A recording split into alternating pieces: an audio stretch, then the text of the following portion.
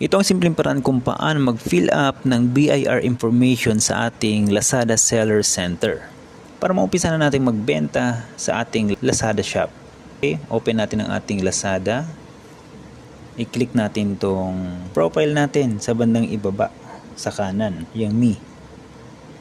Ngayon naman, piliin mo yung general information. Dito naman, i-click mo yung business information.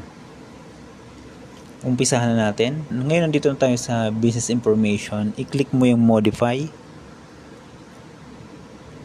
Okay, simulan na natin. Lagay mo yung postal code. Maghalimbawa na lang tayo. I-click mo tong BAT registered. Open mo yan kasi meron ka na ng BIR information na ilalagay dito. Kaya i-open mo yan. Okay, open natin. At ilagay mo dito yung number ng iyong BIR. Yan. Tapos yung picture ng iyong certificate ng BIR. Lagay mo dyan. Ilagay na natin. Tapos lagay natin kung sino yung person in charge. Sabi natin Brills TV. Lagay natin.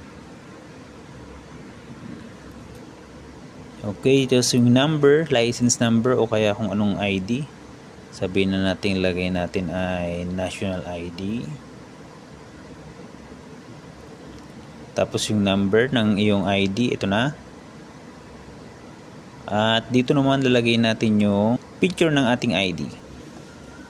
At isa pang ID. Lagay naman natin yung kabilang side. Kasi kailangan yung back to back na picture ng ID. Susunod naman dito naman tayo sa do belong to Co-op, BMBE, or the groups with exempt for no.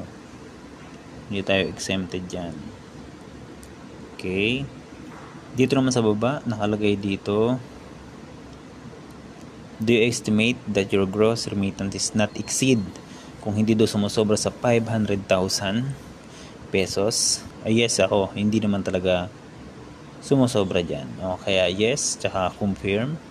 Dito naman kailangan mo ng sworn declaration. Kung meron ka, ilagay mo na dito. Kung lagay natin, halimbawa, yan na yun. At dito naman nilagay natin sa ibaba kung syempre country natin, Philippines.